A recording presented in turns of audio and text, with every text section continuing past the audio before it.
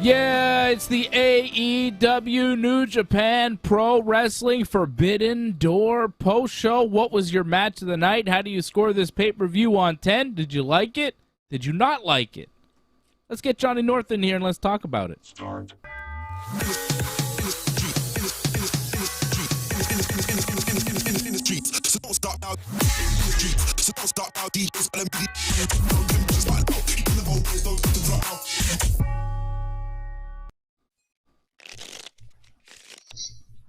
In the streets. Always gets me going.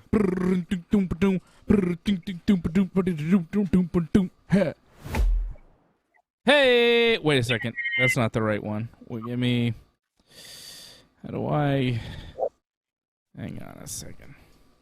Nope. Shit. Hey, what happened? Hold on. There we go. I was trying to get the right one. How you doing, John? How are you, buddy? We got so many options here for the show. You know, sometimes it gets complicated for Big Dave after a long night. We just watched AEW New Japan Pro Wrestling's Forbidden Door. Did you watch it? Did you like it? Did you not like it? Let me know in the chat. Hit me up. Hit me up on Super Chat. Give me your comments in the chat. Give me your score on 10 on this pay-per-view. Give me your match of the night. How did you feel about AEW and New Japan Pro Wrestling working together on a pay-per-view for the first time ever? I liked it. What about you? Let me know your thoughts. Join.ringsidereport.net. Shout out to all the members. Shout out to everybody supporting the Ringside Report Network. We do appreciate you. We are here after AEW and New Japan Pro Wrestling's Forbidden Door. And I thought it was a pretty damn tremendous pay-per-view. They got this one in under 4 hours, which I always appreciate. Last AEW pay-per-view felt like an eternity. It was like a 5-hour show or something. It was crazy. At least. Right, it was like 8 p.m. to 1 a.m., and we're sitting here, and it's 2 minutes to midnight, and we're already doing the post-show. So that, to me, is a good sign. I feel like this pay-per-view rolled along pretty nicely. I feel like this pay-per-view didn't waste time. We didn't have a ton of video package in between matches. We got right into it. The entrances weren't too elaborate. Nothing was too long. It was action, action, action. And I appreciated that. I think my only problem with this is trying to figure out what my match of the night was. Because I thought we had some really good matches. I don't know if we had a match that would be considered match of the year. You know, I don't think we had any match that would be like a classic all-time favorite for me, anyways. But I thought everything was really entertaining. Like, I thought everything was like a 4-star match, you know? I don't know if we had any 5-star matches, but for me, if we're going to use a star scale, you know, as an example, I thought everything was like a 3 to 4-star match. Like, everything was really solid. From the opening match with Suzuki, Jericho, and Guevara against Kingston, Umino, and Wheeler, to the main event with Moxley bleeding all over the place with the win over Hiroshi Tanahashi to retain the interim AEW World Championship. If you didn't see the pay-per-view, it was Moxley over Tanahashi in the main event to become the interim AEW World Champion. Jay White over Hangman, Kazuchika Okada, and Adam Cole in a 4-way to retain the IWGP World Heavyweight title. Claudio Castagnoli as the surprise participant, surprise opponent there for Zack Sabre Jr. Claudio, of course, got the win. Zack Sabre Jr. over Orange Cassidy. Thunder Rosa over Tony Storm. Darby Allin, Sting, and Shingo Takagi over El Phantasmo and the Young Bucks. Pac becomes the first ever AEW All-Atlantic champion with a win over Clark Connors, Miro, and Malachi Black. FTR are the Ring of Honor and now IWGP Tag Team Champions, beating United Empire and Roppongi Vice. And Minoru Suzuki and the Jericho Appreciation Society over Eddie Kingston, Shota Umino, and Wheeler Yuta in the opener on pay-per-view. I thought everything was great. I thought this pay-per-view was excellent. And I'm giving it a solid 8.5 on 10, which is a pretty high grade for me. I'm a big New Japan Pro Wrestling fan, as you can see with my very nice Jushin Thunder Liger t-shirt. Fortunately, Liger retired, so we didn't get to see him on this card. But we did see a lot of my favorite New Japan Pro Wrestling stars, from Zack Sabre Jr. to Hiroshi Tanahashi to Shingo Takagi to Kazuchika Okada. We saw some of the best that New Japan has to offer, and some of the best that AEW has too. I liked it. I thought it was really fun to see all the New Japan guys and the AEW guys interacting. 8.5 on 10 for Big Dave. Big Johnny, how did you feel about this thing? I get the feeling you didn't love it as much as I did. Not as much. Like, I thought it started off very well. I thought the first couple of matches was very exciting. And then it just felt like it was starting to drag a little bit afterwards. I thought once we got to the Orange Cassidy Will Ospreay match, it felt like there was a bit of a drag. And it just felt like the excitement wasn't there as much anymore. Picked up a bit when Claudio came out. But even that match, I felt like that went a little bit longer than it needed to be. Really? Man, I thought that match was so good. I love that match. It was good, but I felt it dragged a little bit. I felt it really didn't need to be as long as it was. I don't know if it's because Claudio, like, it's his first match. Oh, it was his first match in a while, so maybe there was that. He was pacing himself more, possibly, but it felt like that was dragging. And the main event too, like, it was all right, but I mean, I don't know about you. I don't feel like the main event was definitely the best match we saw tonight. No, I don't think the main event was match of the night. I'm struggling to come up with what the one match was that stood out above the rest. I wouldn't say it's the main event.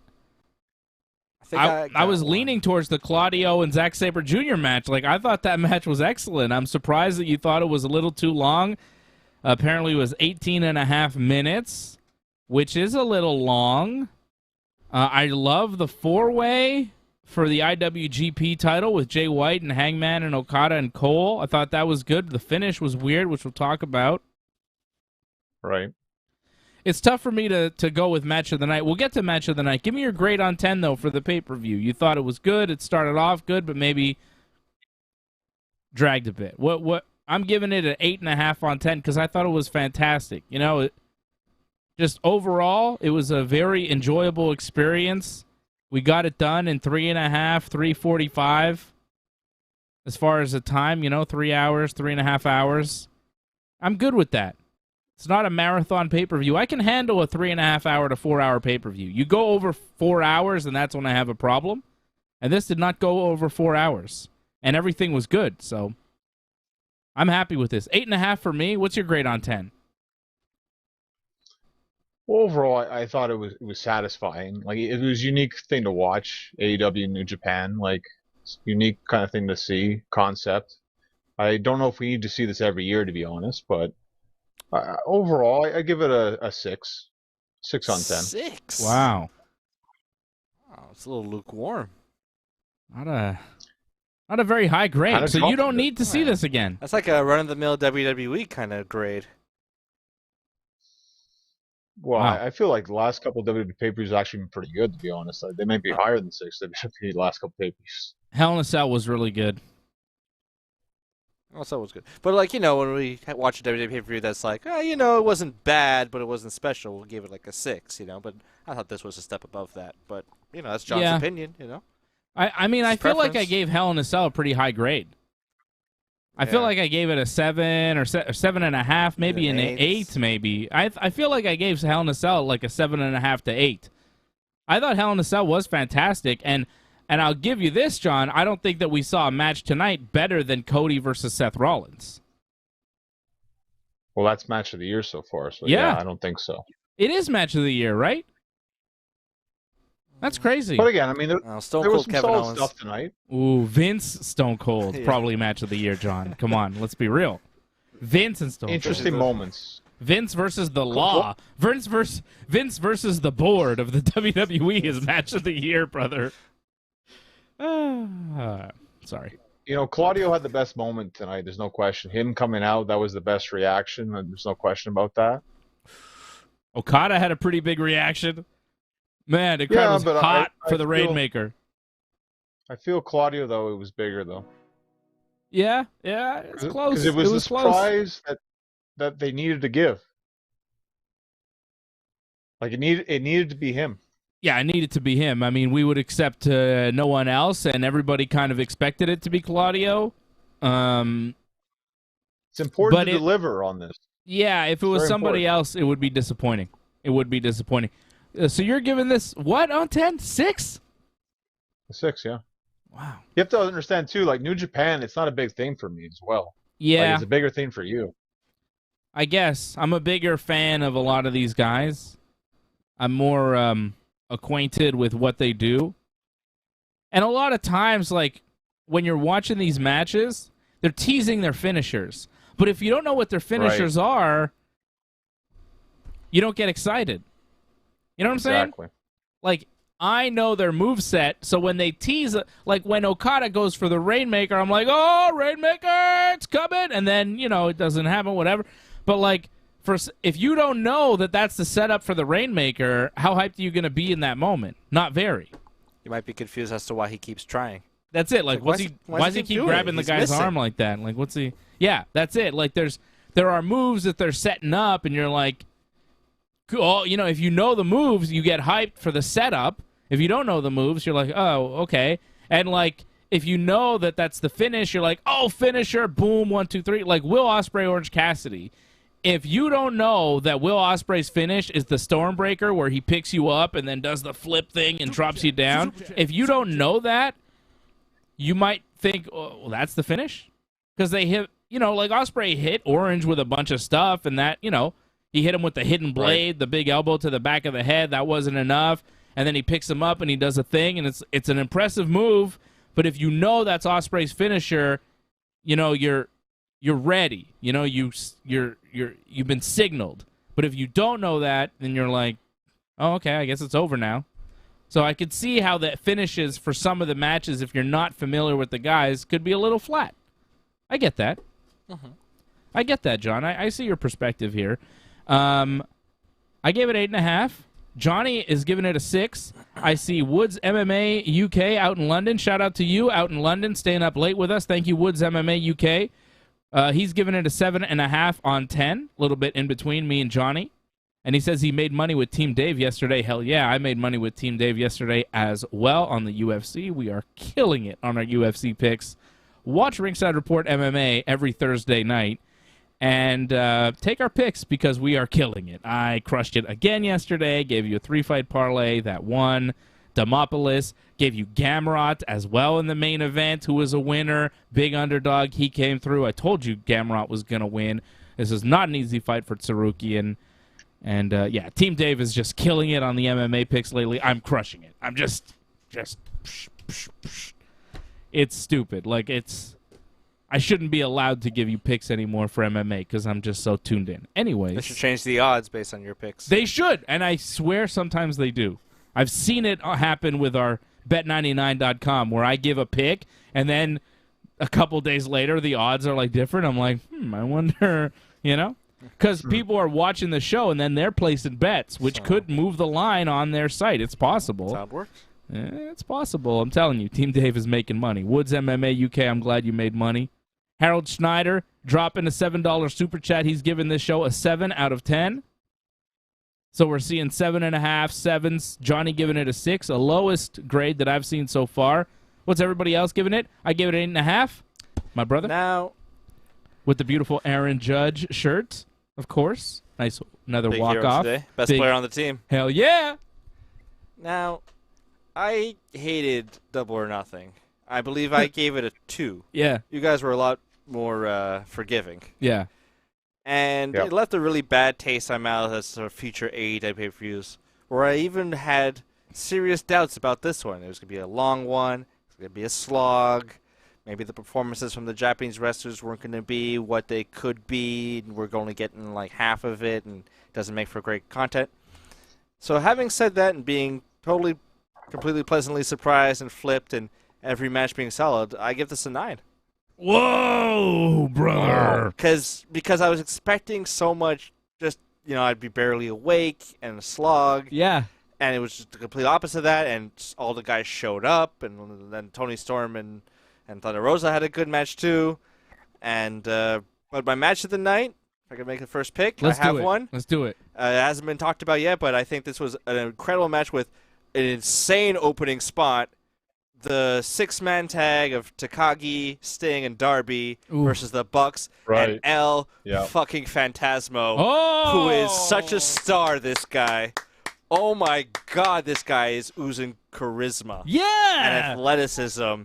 I've never seen this guy, and I'm like, oh, this guy should be the champion of everything. Yeah, thank you. I love that. Sting diving off the top to start it off. And Sting just like staying throughout, like no selling and doing stinger splashes. Tremendous. The Bucks doing what they do best.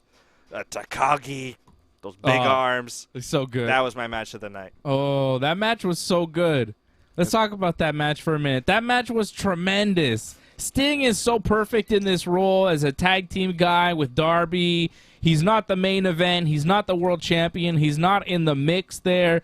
But what he does, he just adds so much. He adds grandeur to these matches. If it was Darby, Shingo, and anybody else in that match, it wouldn't mean as much. But the fact that it's Sting in there, Sting teaming with these guys, it's just fantastic. Sting is really good in this one. And El Phantasmo, I'm really happy to see get some love here. And I'm sure you're not the only one saying these things tonight about El Phantasmo, because the first time that I saw him in New Japan, I said, oh my God, this guy is money. And he's been in the Bullet Club. He's got attitude. He is a tremendous wrestler. He has got amazing ability on that top rope. Great balance, great movement. He is a top-level professional wrestler. I'm a big fan of El Phantasmo's, and he fit in so well with the Young Bucks. You know, it seems like their gimmicks meshed. It seemed like he was a third Young Buck. It was a beautiful trio to watch work. And El Phantasmo, really nice to see him get in there with Sting. I'm sure that's a big moment for him. He is a great pro wrestler. And, of course, like all great pro wrestlers, like my friend Johnny North, he is Canadian. All the best pro wrestlers are Canadian. Everybody knows this. Bret Hart, Chris Jericho, Kenny Omega, Christian, Edge, Johnny North, Kevin Owens, Jeremy Prophet, Kevin Owens, El Phantasmo. All the best wrestlers Roddy Piper come from this Earthquake. country, brother. And El Phantasmo is one of them. What a top talent. Bobby Roode. You like that match, John? The 6-man tag, Darby, Sting, and Shingo over Phantasmo, Matt Jackson, and Nick Jackson. What did you think of El Phantasmo? I thought he was all right. Like, I'm not big on the Buck stuff, but like, he was very athletic in the match. There's no question about it. Like, I don't know if it was my favorite match, but it was definitely one of the better matches you saw tonight. But I actually think I like the other trio's match more. The opener, actually. The Jericho. It was pretty good. Yeah. I really enjoyed that. Minoru Suzuki, the King, and Jericho and Sammy Guevara. Sammy Guevara, like, I didn't even notice he was in the match. He didn't really do any of his like traditional kind of things. He didn't do anything, really. It was mostly Jericho and Suzuki. Did he? I didn't notice him in that match. Maybe it's because I stopped paying attention when he was in there because I just wanted to see what Jericho and Suzuki were doing. I don't know. It was cool to see them team up, Jericho and Suzuki. Yeah, they're a cool team. Jericho and Suzuki are cool together. The Nasty Vets. The entrances were amazing for that, too. The crowd was so hot. First match, Jericho comes out. They're all singing Judas. And then Suzuki comes out. They all do the Kaze ni Nare. I liked how educated the fans were to the New Japan talent. They were there for all the spots, for all the chants, for all the cheers. You know, they were there. They were right there for it. They were loud for the Kaze ni Nare. They were there for the Rainmaker pose. They were there for everything. The crowd was really good tonight. They added a lot to this pay-per-view. Really hot crowd in Chicago. It's no wonder the AEW keeps going back to Chicago. They're going back again in September. I know. Every pay-per-view is in Chicago. It's a little ridiculous. Like, maybe come to Canada once in a while, but, you know, whatever. It's not like the best wrestlers come from Canada or anything, Tony Khan. Everybody knows, like I said, the best wrestlers come from Canada. Like Chris Jericho, tremendous 6-man tag, And now the Jericho Appreciation Society gets to have the first man advantage for the Blood and Guts match on Wednesday, which will feature who I think had the match of the night, Claudio Castagnoli, over Zack Sabre Jr. So we are split, guys. Although that was that your match of the night, the Suzuki match, or? I think so. Like, looking back on it, I'm like, it was hard too, right? What was the best match? I think it was the first match. I think it helps a lot. Obviously, the crowd was so into it, but like, it was solid action. Like, I enjoyed when you had Suzuki and Kingston, and Suzuki beat the crap out of him. That was enjoyable. Like, to me, it's like, yes, that made sense. Eddie Kingston, Wheeler, Utah too. Man, the crowd loved Wheeler, Utah. The crowd was so into him. Moments. He was all right in this match. He looked better than Eddie Kingston did. Yeah. Yeah, without question. Eddie kind of got exposed, I felt, in this match. Yep. He didn't look good. Like, are you talking about his belly or just his wrestling style? And the fact that when he had that chop fest with Suzuki beat the crap out of him. Oh, yeah. He went down. Yeah. Eddie's, like, his chops were pretty weak there when he was trying to... His chops were garbage. And I've heard about Suzuki is that if you hit him hard, you're all right. You'll be all right. If you hit him hard, he'll respect you. But if you don't hit him hard, he's going to beat the shit out of you. Because you're wasting his time. Yep. He doesn't respect you. I don't think Suzuki earned any kind of respect for Eddie Kingston in that match. And it's kind of like what I was saying on the preview show on Friday night, John. Eddie Kingston acts like a tough guy. Suzuki is a tough guy. And there's a big difference. There's a big difference between thinking you're tough and pretending you're tough and acting like you're tough and talking tough and actually being tough. There's a huge difference. Should we use that to talk about his behavior at the end of the show? Well, we'll talk about that in a second. Yeah. But I will give him this credit that most guys with a gut like that in professional wrestling, wear a shirt. This guy is like flopping his gut around. You know what I mean? Like, he looked really...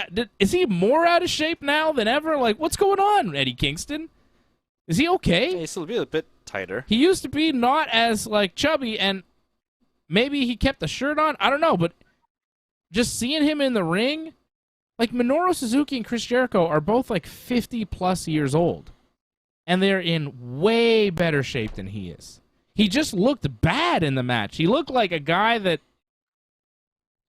didn't belong. You know what I mean? Like, is he a wrestler? Or is he just like a fan who was allowed to participate? It was like, he really looked bad. Shota Umino looked 10 times the professional wrestler than Eddie Kingston. And so did Wheeler Utah. Like, Umino and Utah were Kingston's tag partners, and they both looked way better than he did in every way. Every way. Yeah, without question. But I didn't mind this because I feel like you have to kind of expose Kingston. If you're trying to give him this big push, you're going to have to put him in these situations where it's like, well, you want to prove that you're so tough? Go out there against Suzuki, see what you can do, and guess you can't hang. I hope that's the result. I mean, no shit, he can't hang. I mean, I've been saying this for how long, John? How long have I been saying this about this guy? It's not real. Everybody's a gangster till a real gangster walks into the room. Everybody's a tough guy till a real tough guy steps in the ring. And Minoru Suzuki is a real tough guy. I feel though they might restore him back on Dynamite this week, though. Wait and see with Blood and Guts, but this was a step back for him. Yup. Didn't look good tonight, Eddie Kingston. Suzuki looked great. Jericho looked great. Ty Conti looked great. I know Johnny was excited. It's good for Suzuki because Suzuki, I don't think, has won a match yet. That was his first win, really, in AEW. So it's nice that he actually got a win. This was a great thing having Kevin Kelly around. Like, he put over Suzuki like crazy. Like, this guy's a monster. Like, you don't want him around you.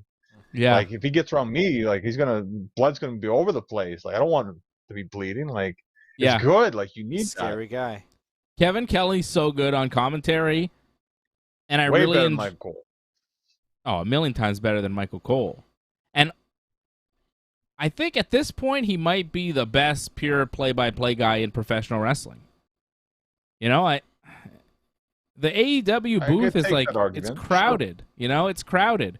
And it's not clear who's the play-by-play guy in AEW now. Like, Jim Ross, to me, is the greatest play-by-play guy in the history of the business, but that doesn't seem to be his role these days. Excalibur's calling half the shit.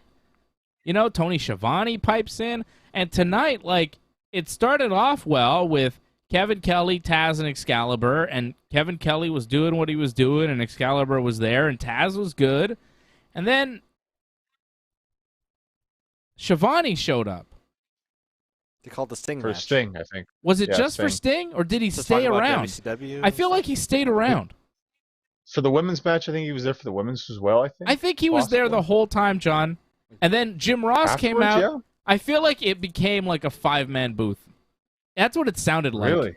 It's because I thought when JR showed up, he was gone, but...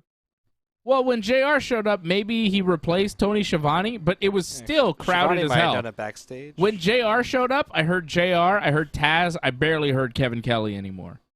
You know what I mean? Like, it was too much. Well, it was too crowded, yeah. It was too crowded. Yeah. Commentary was fine the way it started. It just, you don't need to turn it into a 4-man booth. And if you are going to do, you know, switch it up, give me Kevin Kelly and JR and Taz. Skip Excalibur, because Excalibur's the guy that gives the background on all these wrestlers, but Kevin Kelly's there. He can do that. You don't need Excalibur. But they love him. I agree, but yeah, that's the thing. They love it. And for some reason, Taz on the whole show too, I think. Like, that's pretty big for Taz. Like, you don't see Taz do whole shows like this. He's on Dark mostly. Him and Excalibur are a good team, though. Together. Yeah, they are. Together, laughs. Yeah, they have, like, good chemistry. They really do. JR and Taz, too. Yeah, JR and Taz are really good, too. Yeah, they still call Smackdowns together, I think, right? Yeah, I wouldn't mind JR and Taz just being the A commentary team for AEW. Well, it's all right having Schiavone, like, because he's there, and then he goes off, he does interviews. Like, it's not bad having something like that. I like Schiavone. Yeah. I don't need him on commentary for a whole show. I think he's better just a backstage interviewer guy. I think he's one of the best ever at doing that. He's got a bit of Mean Gene energy. You know, you're talking about Mean Gene energy? Schiavone's got a bit of that. Yeah, he's got personality, and he learned it from Mean Gene, probably. He's got presence, Schiavone. You know, he's got presence that most of these backstage interviewers do not have. I mean, he has like a different kind of relationship with different wrestlers, you know? Like, his relationship with Britt Baker is a lot different than his relationship with Jade Cargill. Yeah. And how he talks to them. And his relationship with Sting is different than his relationship with, say, Chris Jericho, right? It's good. I like Schiavone as a backstage interviewer guy. On the commentary desk, I don't love it. I did love the tag team title match. FTR get the win over the United Empire team of Great O'Khan and Jeff Cobb and Roppongi Vice. FTR get the Ring of Honor tag team titles, and now they're the new IWGP tag team champions. Talk about prestige. Looks like FTR is headed to Japan.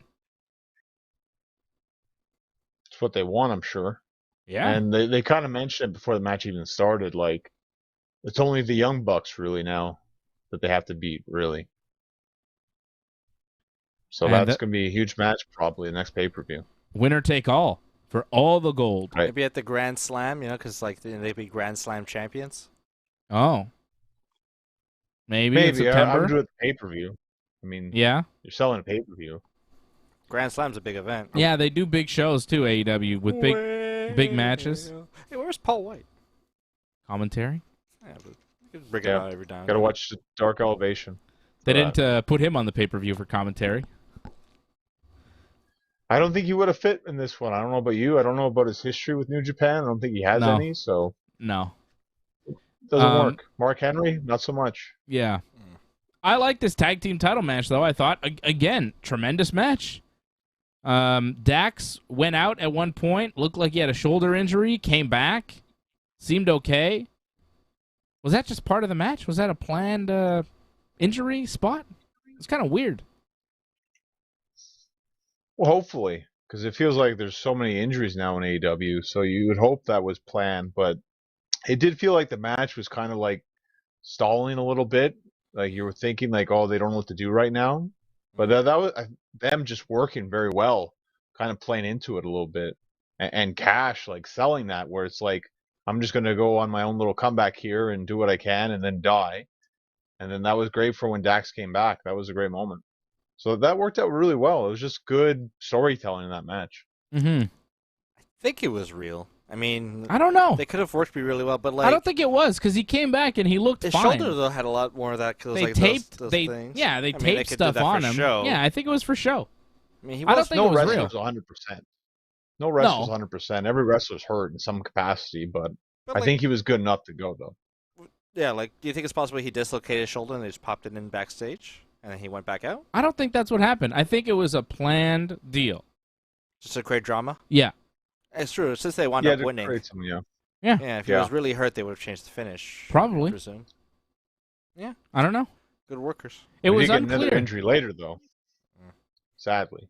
Yeah, we did seem to get another injury later on. Adam Cole, I think, is hurt. Whatever happened there. Whatever happened there. But FTR getting the belts, pretty big, man. That's pretty big. They've been WWE Tag Team Champions, Ring of Honor Champions, AEW Champions, and now New Japan Champions. Like, They never wrestled for Impact. no. No. But, you know, you look at the history of the tag team division, the history of tag team wrestling. At this point, you got to put FTR up as one of the greatest tag teams, at least one of the most decorated tag teams of all time. Like Road Warrior status. It's pretty Well, impressive. they're going to be seven star now. FTR now. They had the shirt 6-star. Now it's 7-star. Whatever. Meltzer will do it just to help them with the gimmick, I suppose. I don't know. But, yeah. Fantastic match and really, really impressive that they're now just double champs. I thought this match was cool because you really didn't know Triple where... champs. Triple? Oh, they're the Mexico champs too, right? Are they still those AAA, yeah. champs? Do they have those? I think they came. Pretty sure they came out with the belts, did they not? I thought they did. They definitely had the ROH. I think they just came out with the Ring of Honor belts.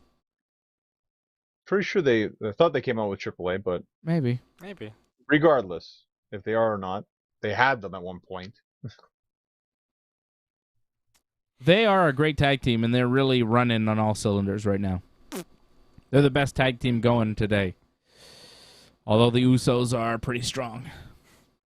You know, like the Usos are always like doing big things and having good matches, but it's not like what FTR is doing right now. FTR is having better quality matches overall than the Usos. Like, if there's like a Mount Rushmore of 2010s tag team wrestling, it's like Bucks, New Day, FTR, and Usos. Usos. Yeah. Probably. Yeah. At one point, you modern- could say the Bar. No. I don't think so. No, I don't not, think not over any of those teams. not over FTR or New Day The Bucks or the Bucks. or the Usos. Yeah, I don't think so. I wouldn't put them over any of those teams. I found the New Day. It's gotten way too stale. though. Whoa! But that doesn't mean, the impact they had, the influence. Come on. The New Day in their prime. I mean, Big E. They don't have Big E right now. Yeah. If Big E was with them Not right the now, prime anymore. no. But if Big E was with them right now, it'd be a different story. It would be different, but Two I of don't know the if three it would guys be the same became kind of world thing. champion off how strong they were. These guys were Okay. never supposed to be anything. They became world champion in WWE. They I had don't a know. great run, but it was years ago now. I'd rank, They're still great. They're still great. Kofi and Woods are still great. I'd rank Real Americans over the Bar. Ooh. Speaking of which, they're kind of reunited tonight. Wow. Hager Cesaro. Where's old Zeb Coulter? Remember that guy? Pac is the All-Atlantic champion now, the first ever All-Atlantic champion, which Botchamania helped me realize that the belt has a Japanese flag on it, and Japan is nowhere near the Atlantic Ocean. So, what? Anyways, Pac won, which is cool. Mhm. Nice to see him get something. Nice to see him get a victory. He gets Malachi Black to submit. Gets the win. Was it Malachi Black that took the finish?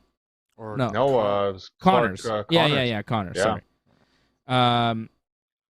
Yeah, that match was pretty good. It wasn't my favorite match on the card, but it was pretty good. And Pac gets a belt, finally. He's been in AEW since day one, and they gave him something, which I did predict, right? I said, I think Pac is going to get it because he's been around for so long, and he's never got anything, but he's a high-level wrestler, and he deserves it. So I was happy to see him win a belt in AEW. Good for Pac.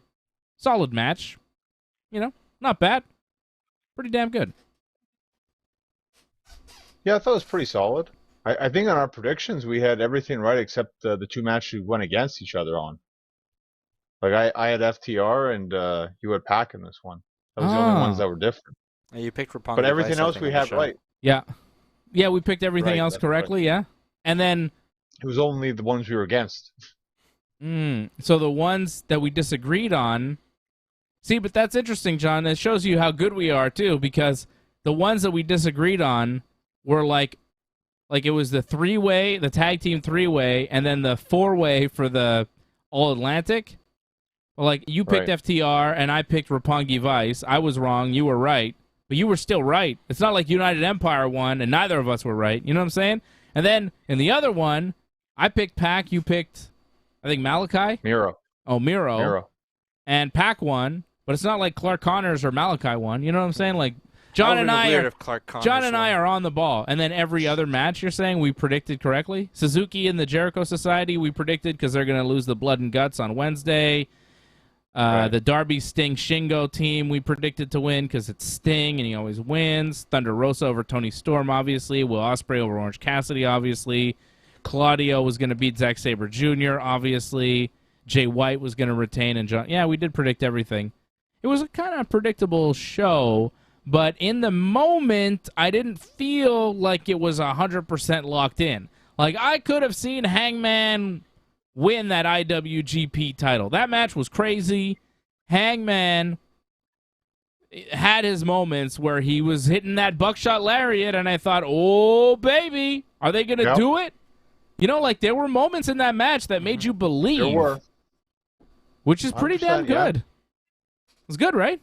Well, it shows you how good Hangman's been pushed too as well. So it's like, well, this feels familiar. It feels like it's going down that path right now, and you needed interference actually to throw it off. So that was good. Double interference. It was good. Two guys held his feet.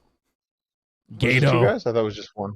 Didn't Jay White do it or Adam Cole? One of those guys. Gato did it at one point, I think. I don't know. Anyways. But, yeah, I mean,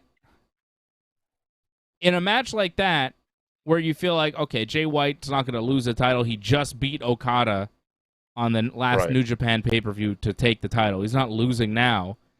We didn't figure he would lose. But in the match, you thought, maybe Hangman. I didn't think Adam Cole was ever going to win. There was never a moment that led you to believe Adam. It was a super kick party at one point, but I didn't think he was going to finish the match at that point. Okada. Good kick on Adam Page. Oh, kicked him off the moonsault. That was great. Yeah, that was amazing. Yeah. Amazing. That match was very good. That four-way was very good, and honestly, probably would have been match of the night had it not been for the weird finish. Unfortunate. Yeah, I think you're right. Right? Like, it was an unfortunate ending. Adam Cole, Okada goes to hit Adam Cole with the Rainmaker, and Cole just kind of crumples down. Doesn't get hit with the Rainmaker. Jay White comes in, hits the switchblade thing there. Okada also drop kicks Cole, I think, right after, to kind of do a spot. He drop kicks Cole. Okay. So Cole's on the ground. So Cole was down, and then Jay White comes. Hits the sister Abigail. Hits his whatever, sling blade, whatever move. What's it called? That was called the switchblade, isn't it? Switchblade. I think it's called the switchblade, yeah. He hits the switchblade. You guys would know. Yeah, he hits the blade on Okada. Okada rolls out of the ring, and then Jay White just goes over and pins Adam Cole, who's in the corner looking unconscious. Yeah, his hands were kind of he looked messed up. He looked messed up. He's having a seizure. Yeah. But the match didn't feel like it was over. It didn't feel like that was the finish. Like, when it goes 1, 2, 3, you're like, huh? Did Adam Cole get hit with anything at the finish? It didn't have that impactful finish, And then you saw the doctors checking on Adam Cole. Apparently Adam Cole walked to the back on his own, but maybe he got his bell rung. Maybe he got a stinger in his neck. I don't know what happened to Adam Cole, but he was clearly hurt, and they clearly went to a different finish because Adam Cole got hurt at the end of that match. Disappointing, but hell of a match up until that point. It was really confusing because like Okada takes the big finish spot, and then he just goes to pin Cole, who had taken nothing. And usually in like that spot, he pins Cole. Cole kicks out at two, and then he goes to pin Okada, and Okada kicks out. Like that's a classic. And then Hangman would come in, and something would happen, and the match continues. But that didn't happen. He just went to pin Cole. Cole took nothing, and then 1, 2, and you're like, okay, he's gonna kick out 3. It was a very odd, abrupt finish, and everybody watching was like, huh? Do you think the ref told Jay White, like, hey, Adam is out, so let's pin him and like just finish this? Because why would Jay White go to Adam Cole after Okada gets the big finish move? I have no idea. Unless the ref says, hey, we got to stop this now. I don't know what happened. John, what do you think? You've been in the ring. You know how to wrestle. Tell us. Well, I'm just looking at the match again over, and I thought, like, when he hit that, like, Michinoku driver, Okada, like, when he hit the Michinoku thing on Cole, like, wasn't it supposed to be like a tombstone? Like, it seemed like he was going to do a tombstone, but it wasn't a tombstone. So maybe Adam Cole was thinking one thing and you get something else. That a lot of things can happen there where it's like you're expecting a move, but you get another move instead. So you're not expecting that, and it throws you off a bit. So maybe that happened, where you got the wrong head drop in a sense. You wasn't expecting that. Maybe. That's very possible. You're bound to make mistakes, about where you place your head every now and then, which is risky. Timing is everything. You're tired. Hopefully he's okay. Yeah. Because he was already hurt going into this match. He's all taped up, so you're thinking like he's already hurt. And he was off for a couple weeks, right? So it's never a good thing when you're hurt going into a match. Then you're trying to make sure you don't get hurt off that and you get hurt something else. So apparently he popped his shoulder out, Adam Cole. So he couldn't kick out. Oh. You know what? I'm looking at a replay now, and you can kind of see it. I can't show it, but look at his arm. Is it when Okada pulls his arm to bring him in for the Rainmaker? Oh, his arm kind of just popped? Wow. Yeah. I think it was a shoulder. Honestly. And then he just crumples into it. And then he crumpled down, and Jay White hit the switchblade and goes and pinned Adam Cole. I think Adam Cole was... Oh, he's probably talking to Jay White here saying, like, I'm screwed. Yeah, because it looks like when Okada has him and he pulls his arm in for the Rainmaker, it looks like his arm kind of goes the wrong way, and maybe his shoulder popped out. I'm seeing a replay now, so it looks like possibly it was a shoulder injury, but the way Adam Cole was kind of like looking dazed, it looked like a concussion. It was odd. Right. But it's hard to tell in the moment. I'm sure that they'll announce at some point, if they haven't already announced in the post-media scrum that they're doing. I'm sure it'll come out. Wide-eyed Tony Khan. Oh, my God. Crazy Tony Khan scrum tonight. That'll be fun to watch. Hey, guys! It should be all right. I like the... My board of... Director's not investigating me. Fucking bullshit.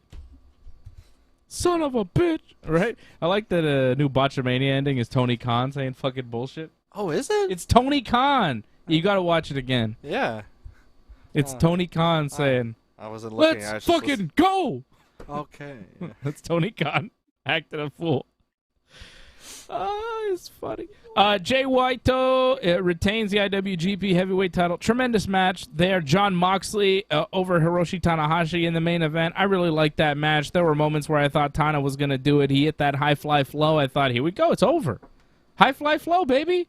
You hit that big splash off the top. You're Tanahashi. You're winning the title. But he couldn't make the cover fast enough on Moxley. He hurt his rib on the splash, rolled away, sold it for a second, came back, only a 2 count. Moxley comes back, winds up winning with the big DDT shift thing that he does. 1, 2, 3. Did Moxley overblade? What happened? Well, they hit the what did he hit? The switchblade or something, or the sling blade? The sling blade.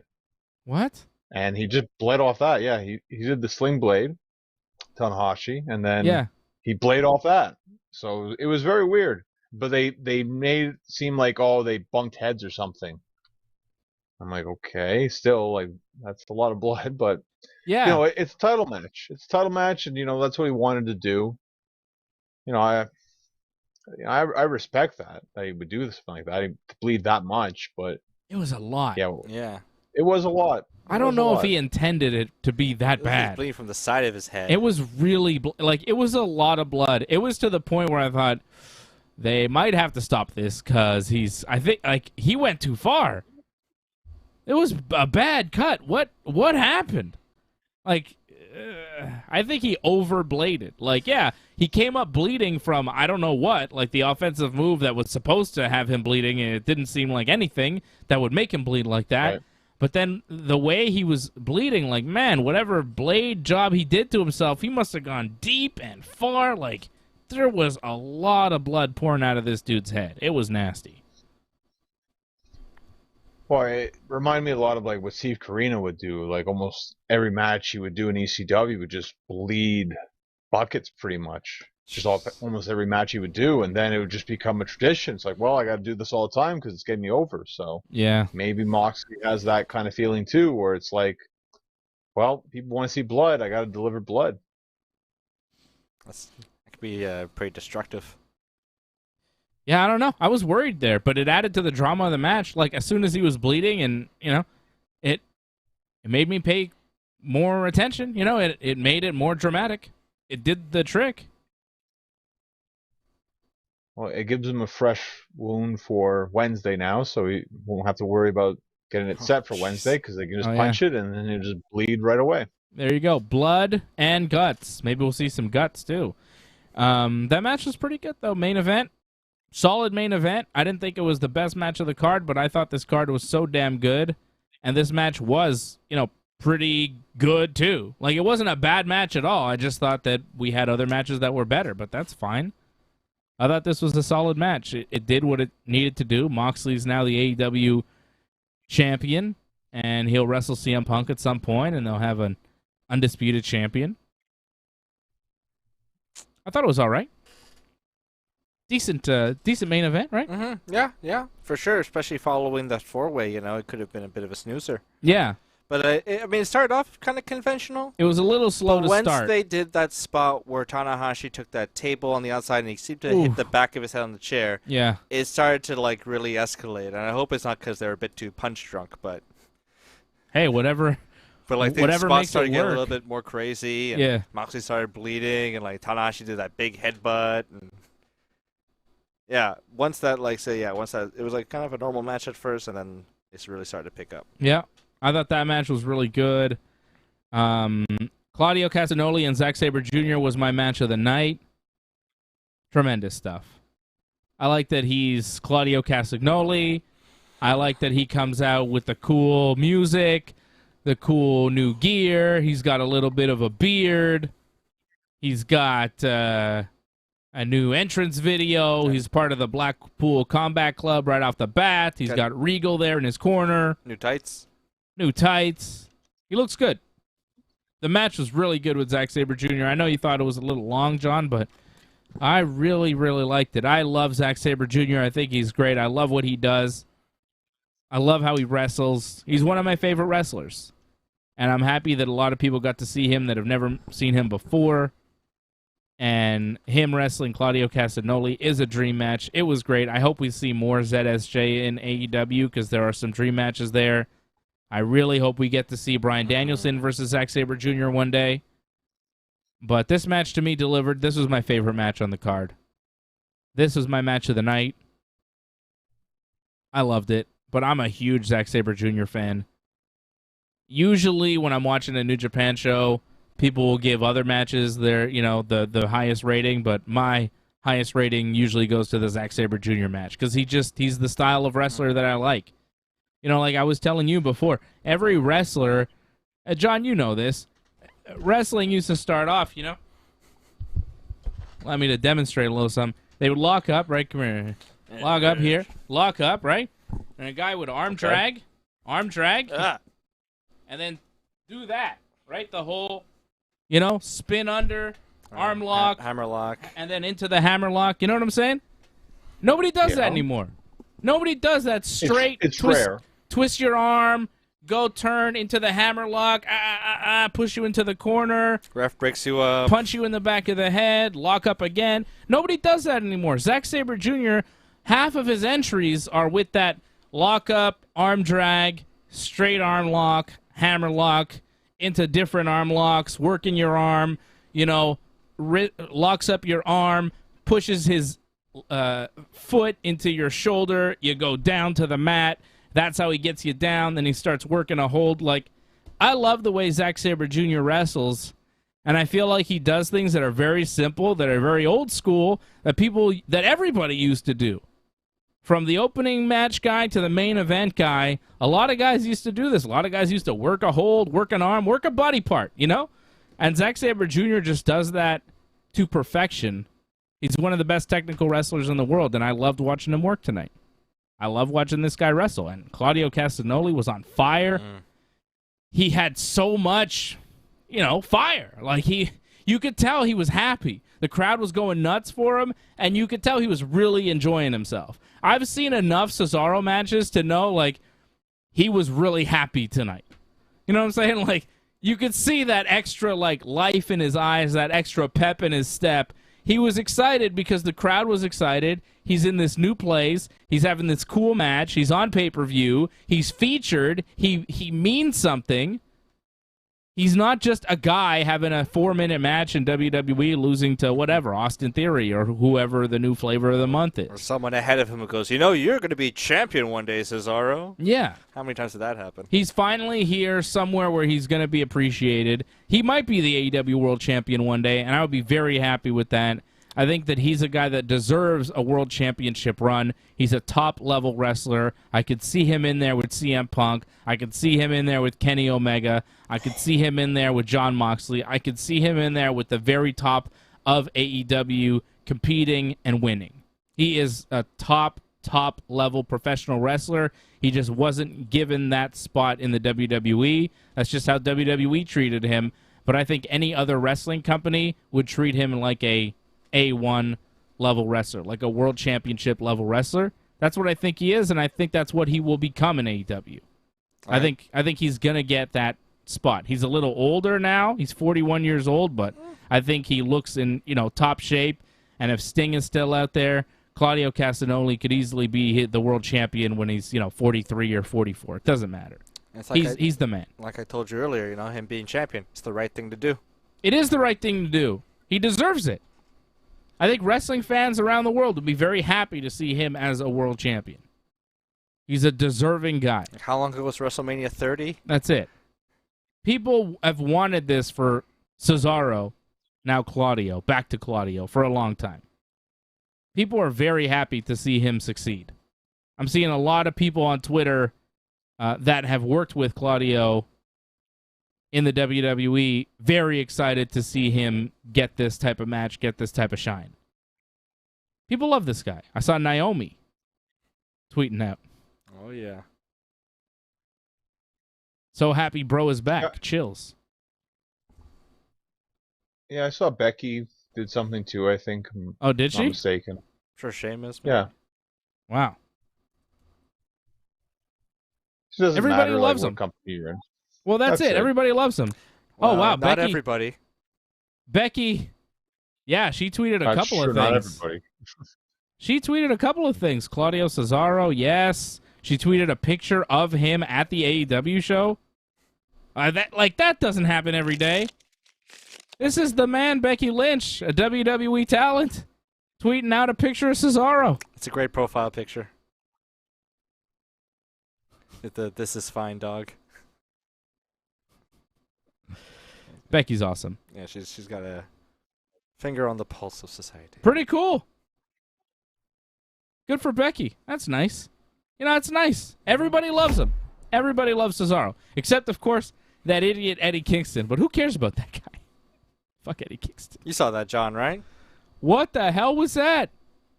Well, he came after him, right? Like, for whatever reason. Like, Did he come after him? I thought he came after him, Well, but he Eddie tried didn't get to, in and the then he, ring. like, stopped. Yeah. But I thought he was going to, but he stopped. Like he was going to attack him? I thought he was going to. I thought it looked like he wanted to go in the ring and go after him, but he stopped and just left. It was weird. They were yelling at each other, certainly. They were, Claudio, well, Eddie Kingston was yelling at Cesaro, Claudio. It's hard to call him Claudio because you call him Cesaro for so many years. But after the Jon Moxley, yeah, I will. After the Jon Moxley-Tanahashi match, a bunch of people jumped into the ring. Jericho, Daniel Garcia hit the ring. They attacked Moxley and Tanahashi. Then Eddie Kingston, Wheeler Utah, Santana, and Ortiz came in. They made the save. And then the rest of the Jericho Society came in. Hager, Menard, Parker, they all come in.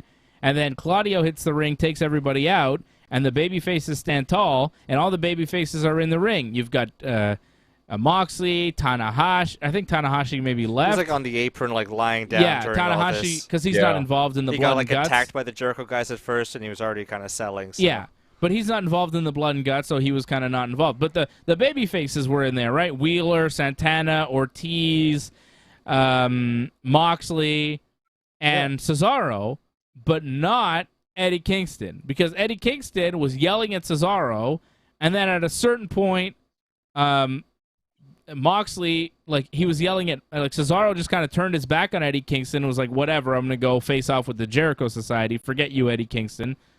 And Kingston was, like, yelling at him. And then at one point, like, Eddie Kingston started yelling at Moxley, and Moxley was just kind of like, whatever. I don't know. Like, it was strange, and the baby faces were all in the ring, but Eddie Kingston never got in the ring, and he looked pretty pissed. And then I saw this from Sean Ross Sapp, who's like one of the guys on the internet who breaks all the wrestling news. He goes, Eddie Kingston, this is what he tweeted earlier after the whole Eddie Kingston thing on TV tonight. Eddie Kingston told me if he ever had to eat lunch with Claudio Castagnoli, he'd stab him with a fork. So I guess they don't like each other. Eddie Kingston seems like he doesn't like Bryan Danielson. He doesn't like CM Punk. He doesn't like Claudio Castagnoli. Like, what did the upper class of Ring of Honor do to Eddie Kingston to make him so bitter and upset that he's still holding grudges? Like, it seems like Eddie Kingston has a problem with everybody that was over in Ring of Honor in a certain era. In, like, the early 2000s, if you were a star in Ring of Honor, Eddie Kingston hates you.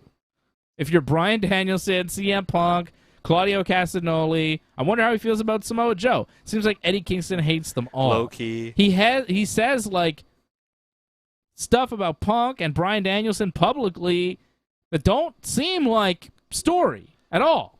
And this Claudio thing, it didn't seem like part of the story. It seemed like he was legit mad. I don't know what the hell this is. Like, Eddie's supposed to be on the same team as Bryan and Claudio. Like, yeah. Like Moxley at one point looked like he was kind of telling Eddie, like, come on, get in the ring. And he's like, no, like, mad. And, like, it looks like they were trading, like, F-bombs at each other. It's like, hey, dude, you're on pay-per-view. Yeah. Maybe do it in the locker room and, like, just come in the ring because that's the spot. It's what we're getting paid for. It's your job. It's not that professional for Eddie Kingston I'm bleeding to have his whatever personal beefs bleed out onto TV, but that seemed to be what was going on there at the end of the pay-per-view. It's pretty unprofessional. And this is a guy that some wrestling fans think should be the AEW World Champion. Jeez. You got to be able to work with everybody if you're the World Champion. You don't have to like everybody, but you have to work with everybody. That was weird. Mm-hmm. Well, it just throws you off for, like, what's going to happen Wednesday. So it just adds more drama. So to me, it's not a bad thing. It's just, you saw what happened in the last match where he poured, like, gasoline on Bryan Danielson, and Danielson got pissed. You have a feeling now we could see something happens where Kingston does something, Claudio doesn't like it. I could see them get into a fight. Yeah, but it seems real. Yeah, well, it's just going to be it's a brawl, so whatever. It's just going to be crazy. Doesn't matter if they start fighting each other. Like, I mean, to me, it's like there's so many people. They just start throwing fists, like whatever, right? Yeah, but of all the beefs in pro wrestling, and there have been a huge laundry list of very real situations, and yet they do business together. You know, Matt Hardy didn't go like, "No, Edge, I'm not going to wrestle you after everything." Yeah. You know, how come Eddie Kingston can't just come in the ring and do the celebration like he's supposed to do at the end of the pay-per-view? Why has he got to be a big baby? Well, in that case, like they kind of settled their differences, I think beforehand, realized what was good for business. In this case, it's like I don't like you, I hate you, and like that's pretty much how it's going to be. Too bad. Eddie's not so much on doing good business. It's more about I hold a grudge and I'm always going to hate you. My money's on Claudio. I've never heard like a bad thing ever said about Claudio. No, me neither. And like for Eddie to have this like intense hatred. Yeah, it's weird. You know? I wonder how it feels about Chris Hero. Probably the same thing. I mean, I don't know, but like, it's so weird. It's so petty, I already, you know, neither of us really like Eddie because it makes me hate him more. Yeah. Because it's just like he's breaking kayfabe, but for no reason. The announcers completely ignored it. Like, they're not trying to make it a thing. It's not supposed to happen. The camera didn't cut in close on Eddie and be like, "Oh, what's going on here?" Like as soon as they saw like there was one shot where there was like Eddie on the outside and Cesaro, but it looks like they were trading like fuck yous at each other. So the camera cut away and like Eddie was like walking to the back. Like it was so amateur. It was so indie. It was not professional. If this happens in the WWE, you're gone. You are fired as soon as you walk through the fucking curtain. Tony Khan should have fired Eddie Kingston on the spot. Fired him. On the spot. You don't do what you're supposed to do on TV at the end of the pay-per-view? You're a babyface? You don't do the celebration? You think Vince is going to let that stand? Hey, pal, I told you to fucking stand in the ring with the babyfaces. You know? You think you're going to survive after that? Fire him. Or at least put him on a run where he doesn't win a match for the next year. You're going to eat shit and like it, pal. Like, what?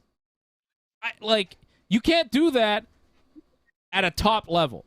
You can do that on an indie show. You can do that in Ring of Honor in front of 200 people. You can't do that in front of a sold-out arena on international pay-per-view because people will fucking notice. In front of Tanahashi. Yeah, show some fucking respect. Tanahashi's there. That's the ace. Yeah. Chris Jericho. You want to be a professional in front of Tanahashi, please? Show some goddamn respect. The ace. It's a once-in-a-fucking-century talent. Yes? Well, I don't know about you guys. I just feel Wednesday, like, it just makes the match more intriguing now. Because now it's like, what's going to happen? It's going to be chaos, but... But they're on the same team. Who cares? That's it, though. Who cares? If they were against each other Wednesday, then it'd be like, oh, Claudio versus Eddie Kingston Wednesday night. Cool. Claudio's going to beat the shit out of Eddie on national TV. I think it's going to be more dangerous because now it's like you don't know when it's going to be coming kind of thing. I don't know. I don't think Eddie's going to do good. He's not going to do anything. He's not going to do anything. That's the thing. He's not going to do anything. He'll talk, but he won't actually do anything about it because he knows that if he did, it wouldn't work out. It wouldn't work out in his favor. Minoru Suzuki taught him that lesson tonight, and I'm sure he's well aware of it. All right. Enough about Eddie Kingston and his sorry ass. How about Thunder Rosa and Toni Storm? Solid match for the AEW Women's World Championship. Thunder Rosa gets the win over Toni Storm. And where does Toni Storm go from here? That's kind of the problem going into this match. Like, she's lost to Britt Baker in the Owen Hart tournament. She comes in here. She gets the title shot right away after very little build. She loses in about 10 minutes to Thunder Rosa clean. AEW Dark for Toni Storm. Like, this is not a great run for her in AEW. Well, I think it helps to have a good match with your top champion. So I don't think there's anything wrong with that on pay-per-view as well. I think it's a good showing for her. And we said this before too. Like, there's always the match with Jade as well, so there's still stuff for her to do. She ain't beating I wouldn't be Jade. too worried. Wow, who is going to beat Jade? Someone's got to beat her finally. Nobody. Sasha Banks? No, nobody. Who says they somebody gotta has to beat figure it her? out at some point. She isn't going to stay undefeated forever. Like, it's eventually she will lose a match. I haven't seen the person that's going to beat her yet. I haven't seen that person. Maybe Sasha Banks if she came in, but it would have to be somebody like that. Well, they're going to build Tony, I think, for that title shot at least. So they're going to give her something. At least the pay-per-view match, I think. Mm-hmm. She'll get that. Probably. You're probably right, but I don't know. It seems like the trajectory for AEW, for newly signed AEW talent, like from the WWE, you come in, you lose to Britt Baker, you lose to Thunder Rosa, you lose to Jade Cargill, then you go to AEW Dark, and we never see you again. I think for Tony, she just needs to get involved in a storyline. You know, get more involved with her character. Like, we need to know more about her, I think. Women's division doesn't really have storylines in AEW. You notice that? Well, they It's should just arguing. start building them. Just have matches Gotta start sometimes. building. It's just like, I don't like you. Just sporadic matches. There's no, there's no history. There's no anything. It's all very thin. It's like, you're the champion. Let's wrestle. Okay. And that's fine, but hey, man, once in a while, you need a story. Britt Baker was champion for a while. There was no real story with Britt Baker. It was just like, eventually Thunder Rosa is going to get her. And then she did. And then that was it. The character was well established, though, with Britt Baker, and they built that up very well. When she finally won the title, you wanted her to win the title, even though she was a heel, so it was kind of weird, but whatever. Yeah. They could do the same thing with Toni Storm, I think. In the ring, she's solid. There's no question about that. They just got to build her up to be a champion. Promos aren't really her strong suit. You notice She's not that? the worst, though. She's not that great, though. There's not... She's better than Rosa? I mean, Rosa's... I don't know. She's not Britt Baker. She's not Sasha Banks. Fine. She's not Jade Cargill. But, Ben kind of said it right there, too. I mean, she's better than Thunder Rosa. She's better than, I think, more than half the AEW women's roster in terms of promos. So she's already far ahead in a sense. Will Ospreay got the win over Orange Cassidy tonight. I really like that match. Ospreay wins after the Stormbreaker. And then Shibata comes out. Not expecting Shibata to come out and confront Will Ospreay. That was pretty cool. I guess they're setting up a match for those two in Japan. In New Japan, probably for the U.S. title. I thought the match was good, man. I thought Orange Cassidy delivered. Will Ospreay, always great. Another solid match. Top to bottom, this pay-per-view was good. I like Ospreay. I felt this one kind of dragged a bit. It was fine in the end, but it took us a very long time to get there. I felt there was just a lot of overselling and a lot of just taking their time with stuff, and a lot of it was unnecessary. They could have got to the point a lot quicker, I think. What did you think? I thought it was a good match. I thought there were some good spots. I liked when Will Ospreay put his hand in Orange's pocket, and Orange had a look of how dare you? Yeah. Nobody does that. But, no, it was a solid match. It wasn't the worst Orange Cassidy match I've ever seen. It was a good showcase for Will Ospreay. Yeah. I mean, looking at the time, it was 16 minutes and 45 seconds? Yeah. Yeah, maybe you could have cut down maybe 3 or 4 minutes from that. Mm-hmm. But it was for a champ. Oh, no, it wasn't for a champion. It was, yeah. Oh, it was. So you do also want to give it some prestige and some time. Yeah. It's hard to tell. But maybe. It wasn't my favorite, but I wouldn't say it was my least favorite match on the card. No. What was your least favorite match on the card? We're all split on our favorites, right? John's favorite match was the Minoru Suzuki and Jericho and Guevara over Kingston, Shota, and Wheeler. My favorite match was Claudio Castagnoli and Zack Sabre Jr. Your favorite match was the Darby Sting Shingo over El Phantasmo and the Bucks. think. Did you have a least favorite match? Like, it's hard for me. I think my least favorite match was probably the Thunder Rosa Tony Storm match. Because it's just, I don't know. It didn't fit. Maybe the 4-way for the All Atlantic. No, I like that one too. Probably Thunder Rosa Tony Storm. But I thought that was really good. It's hard for me to pick my least favorite. It's hard to say least favorite because they were all quite good. I think even if he's in it, I think the Suzuki match, he was like the best part of it. And like if he wasn't in it, it would have been a lot worse. Mm-hmm. And, of course, like the aforementioned Eddie Kingston. And I'm not a huge Wheeler Utah fan by any stretch. Shota was all right, but he was he wasn't special. He was solid. Jericho was okay, and Simon Guevara, we didn't really feel like did anything. So, sorry, John, your favorite match is my least favorite. Oh. Shots fired. That's fine. You want to pick a least favorite? I feel the crowd was completely the opposite of that, but it's okay. Like, the crowd loved it. Yeah, that was not my least favorite. I don't go with the crowd. I can't give a Suzuki match my least favorite. It's wrong. It's illegal. Suzuki will get you. But it's the match I enjoyed the most. Like, to me, I don't know. I thought the Orange Cassidy match. Like, for you guys feel something with Will Ospreay because you understand his moveset and all that. For me, it's like, okay, you're hitting a move, you're hitting another move, you're hitting another move. This guy comes out. Who the hell is this guy? It didn't have the same impact for me. Oh, when Shibata came out, you don't care. Well, I just don't know. I'm like, okay, like, who's this guy? Like, never introduced whatsoever. Like, they showed Juice Robinson, and he's just in the crowd there doing whatever, nothing. Yeah. I'm like, okay, stuff's happening. Like, I don't really care, though. Like, if you don't know Katsuyori Shibata, and you don't know who the hell he is, I could understand feeling like, what? I get that. But if you know, it's like, Shibata! It's like, it's amazing. You're like, what? What is he? I didn't expect Shibata to be here. He is one of the best wrestlers in New Japan. He's just tremendous. He's a top level guy. He had a serious brain injury a few years ago, and it seemed like his career was over.